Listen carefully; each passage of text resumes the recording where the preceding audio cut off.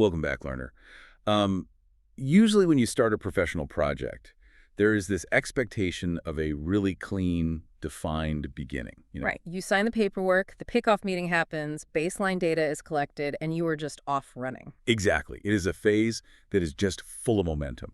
Everyone involved, the clinical team, the stakeholders, the client, they're all usually highly motivated to get the intervention off the ground. Yeah, everyone wants to see some initial behavior change. But when you step back and look at the entire life cycle of behavior analytic services, the focus often shifts disproportionately to that beginning phase. Oh, absolutely. I mean, practitioners spend years mastering how to do an intake or how to conduct a functional behavior assessment, building the initial plan. Right. But knowing the exact mechanisms for how and when to actually end those services, that landscape is incredibly murky for a lot of people in the field. It really is. It is the absolute definition of diagnostic muddy waters.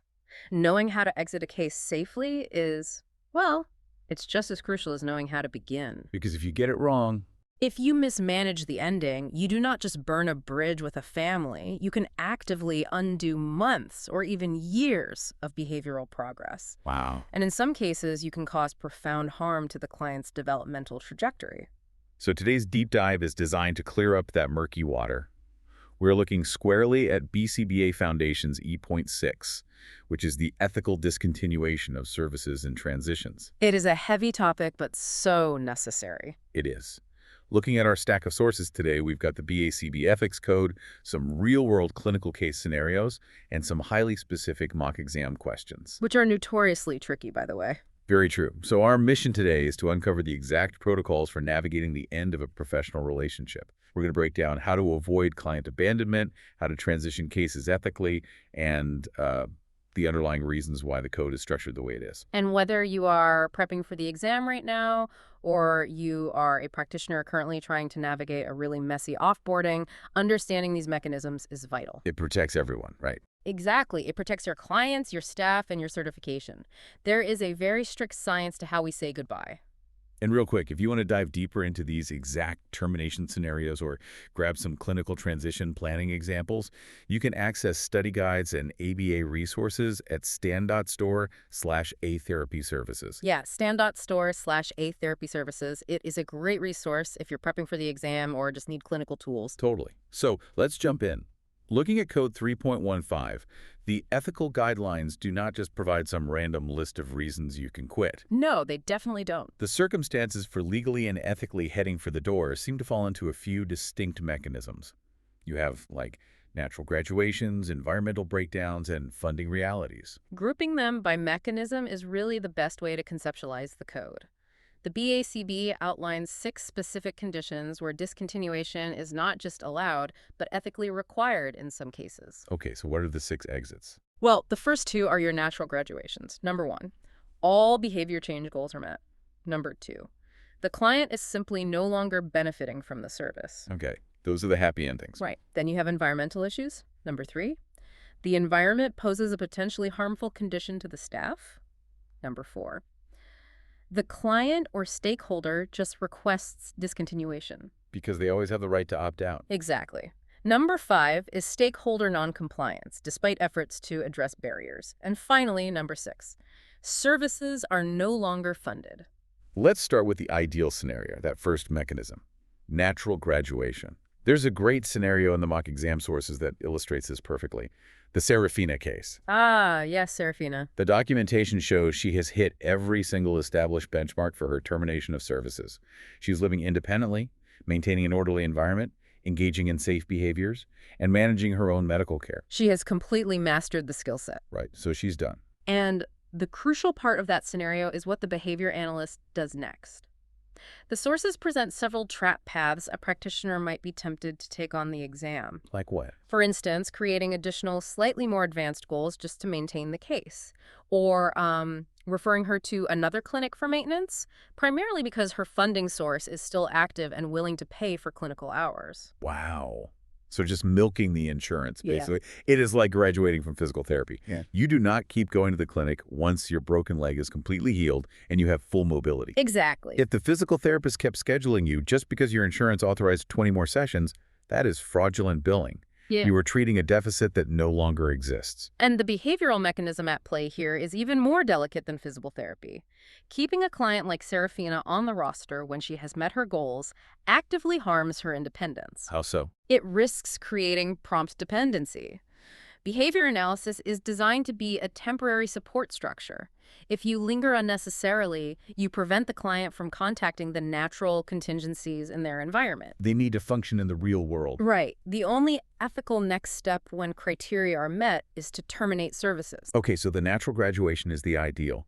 But let's pivot to the second mechanism, which is arguably the most frustrating for practitioners, the environmental breakdown. Yeah, this gets complicated. It really does.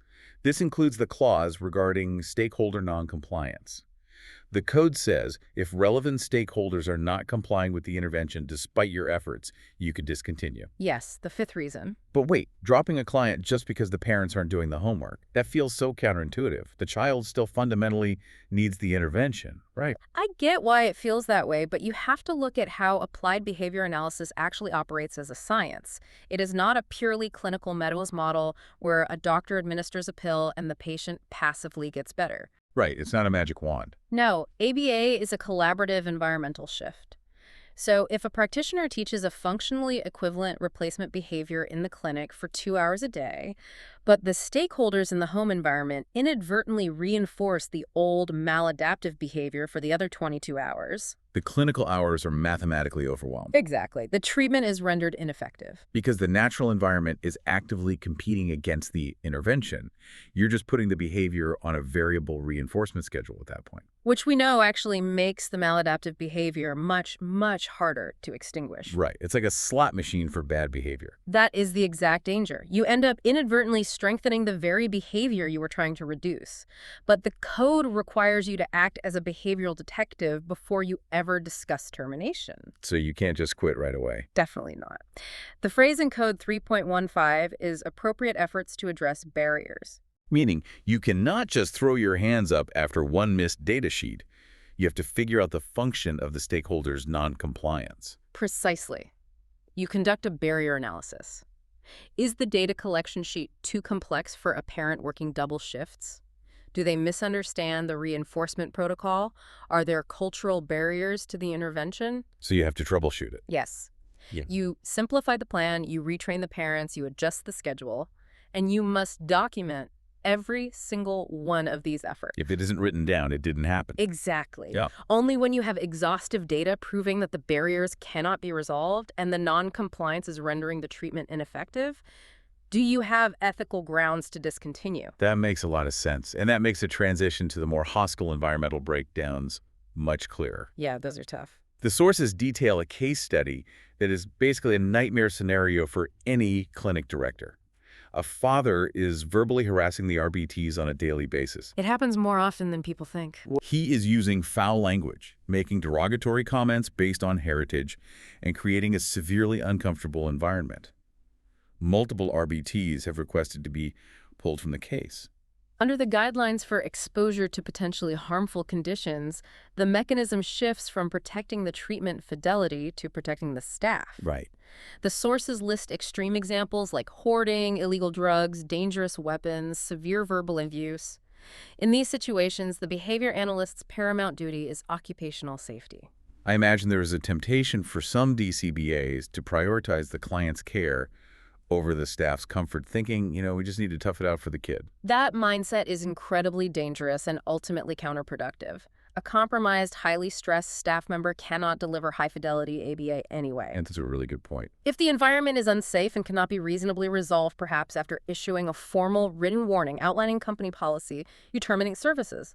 You are not ethically obligated to subject your team to abuse under the guise of client dedication. Wow. Okay, let's talk about the funding mechanism, because this is where the business of ABA and the ethics of ABA really collide. The sixth exit. Yes. There is a case in the workbook involving a family that intermittently refuses to pay for months. They miss deadlines, ignore the fee structure, and the agency is just absorbing the cost. Non-payment is a heavily scrutinized but justified reason to terminate services. It often feels harsh to the practitioner because the client is the one who ultimately loses access to care due to a stakeholder's financial decision. Yeah, it feels like punishing the child for the parent's empty bank account. It does. But the broader mechanism here is agency survival and the systemic availability of care. If practitioners and agencies provide continuous, uncompensated labor, the entire infrastructure collapses and no clients receive care. The clinic shuts down. Exactly. But again, the ethics code requires prerequisite steps. You must engage in good faith efforts to resolve the issue. Well, have you discussed revised fee schedules? Have you temporarily reduced hours to lower the financial burden? Have you connected them with grant programs? You explore every avenue to keep the funding alive first. Yes. But if the services remain unfunded after those efforts, you have to draw the line. You do. And this ties into another complex environmental breakdown, the fad therapies. Oh, this is a classic exam scenario. The case of Connor. This scenario is fascinating because it pits the parent's right to choose against the science of behavior analysis. Right. Connor is a 3-year-old making progress with evidence-based ABA. His mother approaches the BCBA and wants to cut his clinical hours in half so she can incorporate a new, unproven pseudoscience therapy she read about online. This is a real test of the practitioner's commitment to scientific integrity. Your initial ethical obligation is to vigorously advocate for the client. So you have to speak up. You must. You present the data, explain the empirical backing of ABA, and explain why this alternative therapy lacks a scientific foundation. You have to explain the concept of dosage, right? Cutting hours in half is not just a scheduling tweak. You are reducing the density of reinforcement. Exactly. Watered-down ABA is not just suboptimal. It often becomes functionally useless because you lose the behavioral momentum needed to actually acquire new skills. So if the mom won't budge, If the mother insists on the unproven therapy and the reduction in hours means Connor will no longer receive an effective dosage of treatment, you must discontinue services. you just have to walk away. You cannot ethically oversee a compromise intervention just to appease a stakeholder. Billing for a dosage of treatment that you know mathematically cannot produce the desired behavior change that violates the core principle of providing effective treatment, you are wasting the child's critical developmental window. So we have established the why and the when, whether it is harassment, severe noncompliance, non-payment, or compromised dosage, you have grounds to leave. But the ethics code is incredibly strict about the how. Extremely strict. You cannot just pack up your data sheets, say I quit, and block their phone numbers. No. That constitutes client abandonment. It is one of the most severe violations in the field, and it will cost you your certification. It's a huge deal. The mechanism for leaving safely is outlined in Code 3.16, which mandates a formal written plan for transitioning services. And the most fascinating detail from the sources is the timing of this written plan. You do not draft it when the relationship breaks down. Nope. The circumstances and protocols for transitioning must be outlined in the initial service agreement before therapy even begins. It establishes the contingencies up front. When a family signs the intake paperwork, they already know exactly what behaviors or situations will trigger a transition and what that process will look like. It removes the shock value if an environmental breakdown occurs months later. Exactly. And when the transition is activated, that written plan must dictate target dates, specific transition activities, and clearly identify who is responsible for each step to minimize disruption to the client's life. The sources repeatedly highlight a standard practice of providing at least 30 days notice. This gives the family a buffer to process the change and secure a new provider. That's industry standard, yeah. But the workbook also presents the ripple effect case, which explores the limits of that 30-day rule. Right, the ripple effect scenario. This involves a family that panics upon receiving the transition notice. They demand that the BCBA guarantee continued services indefinitely until the family finds what they deem a suitable replacement. They are essentially trying to hold the practitioner hostage. Pretty much. Like, you cannot leave until we say you can leave. What do you do then? The ethical standard is crystal clear. This is an unreasonable demand.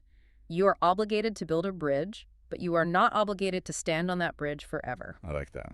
Providing 30 days notice, continuing to provide high-quality care during that window, and supplying a comprehensive list of alternative providers in their area fulfills your ethical duty.